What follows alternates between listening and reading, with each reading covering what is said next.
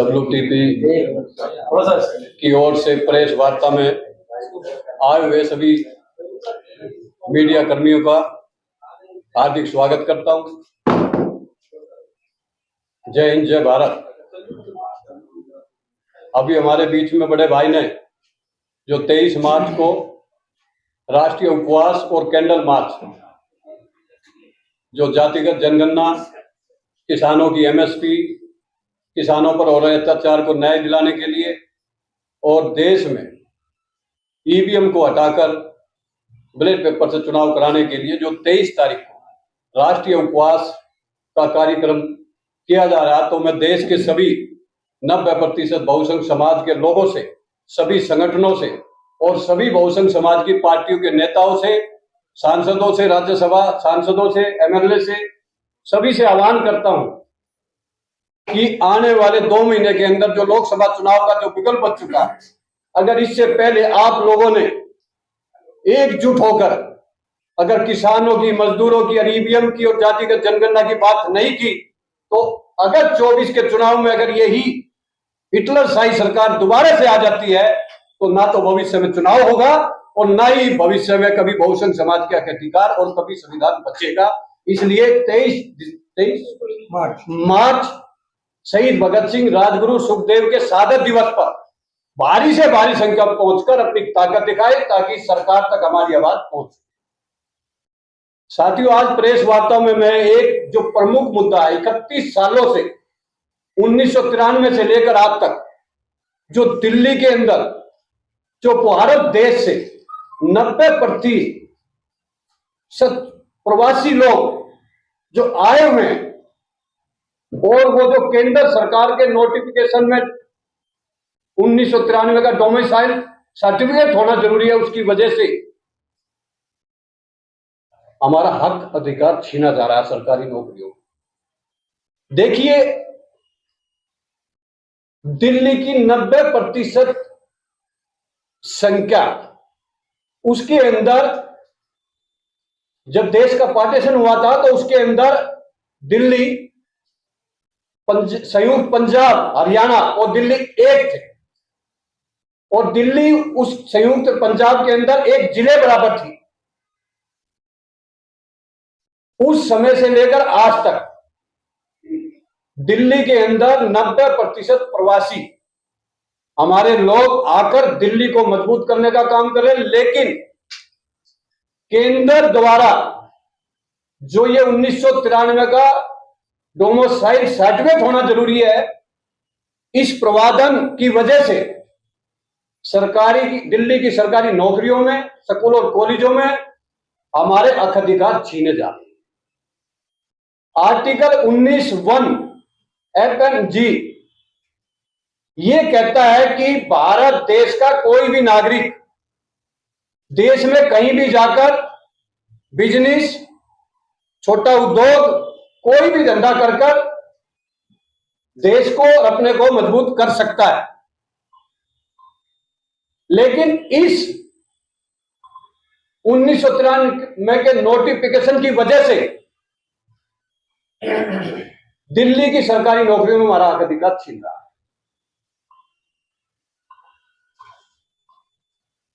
देखिए, सेंटर की लिस्ट के अंदर जो पिछड़े वर्ग के लिए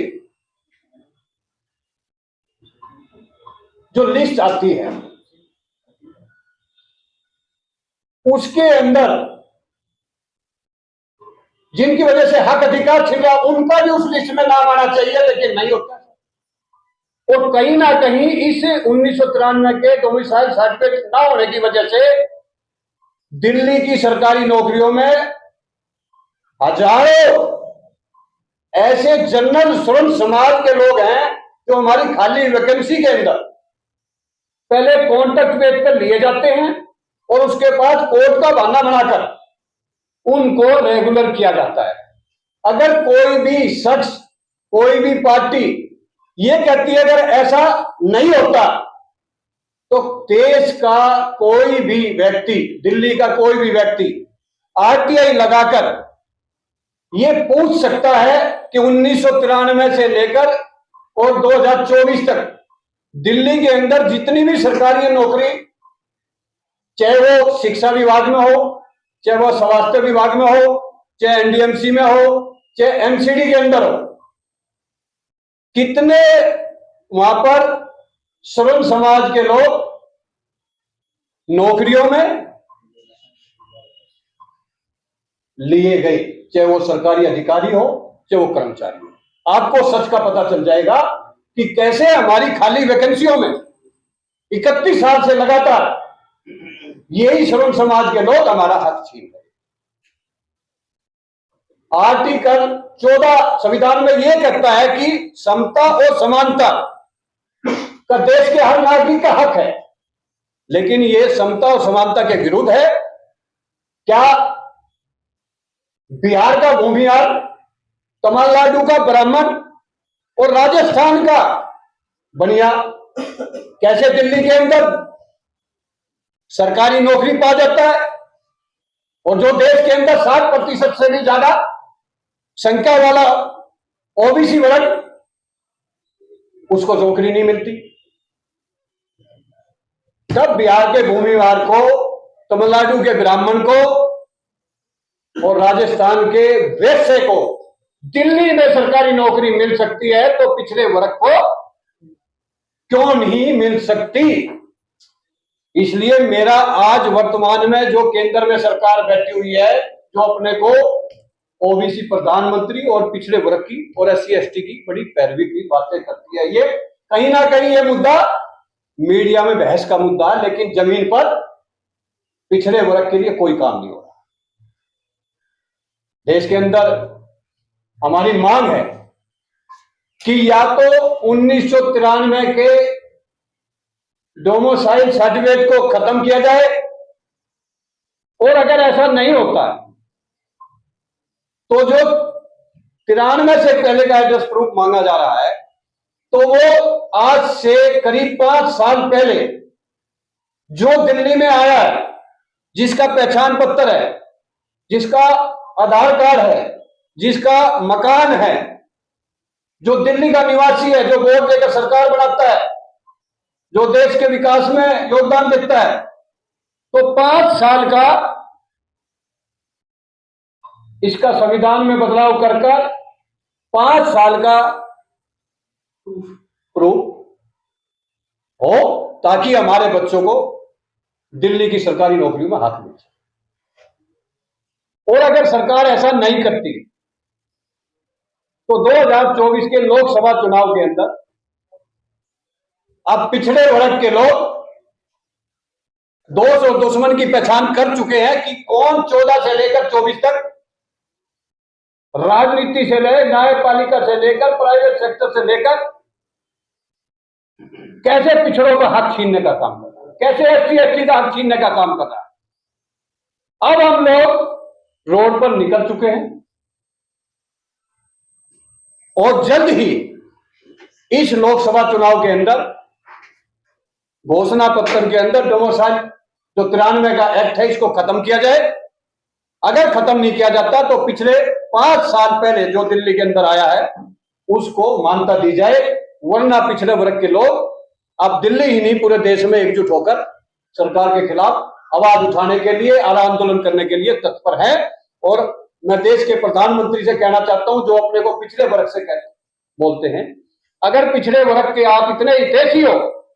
27 मंत्री आपने बना दिए, लेकिन 27 मंत्री से पिछड़े वर्ग का हक नहीं मिला, वो 27 लोगों को हक मिला। पिछड़े वर्ग का 60% से भी ज्यादा संख्या हमारी देश में, और दूसरा व्यक्ति देश का ओबीसी है। क्या वो देश का मूल निवासी नहीं? क्या वो वोट देकर सरकार नहीं बनाता? क्या उसकी गिनती नहीं हो सकती? अभी प्रोफेसर रतनलाल जी ने बताया, जब एससी एसटी के साथ पेट पक्षियों की गिनती हो सकती है, घरों की गिनती हो सकती है, तो जो देश का मूल निवासी है, जो पिछड़े वर्ग से आते हैं, उस पिछड़े वर्ग की भी गिनती की जाए, और उसकी गिनती के हिसाब से देश की सभी सरकारी संस्थानों में, राजनीति में और प्राइवेट सेक्टर में, मीडिया में उसका हक अधिकार उस संख्या के हिसाब से दिया जाए। वरना आने वाले टाइम में पिछले वर्ग, एससी एसटी, ओबीसी और माइनॉरिटी को लेकर इस सरकार के खिलाफ ईवीएम हटाओ भाजपा भगाओ नारे के साथ किसान मजदूर को बचाने के लिए, पिछड़े वर्ग को बचाने के लिए हम 90% देश के मूल निवासी अब जल्द ही इस चुनाव के अंदर एक बड़ा आंदोलन खड़ा कर अपनी वोट की ताकत से आपको हराने का भी काम करेंगे। जय हिंद, जय भारत।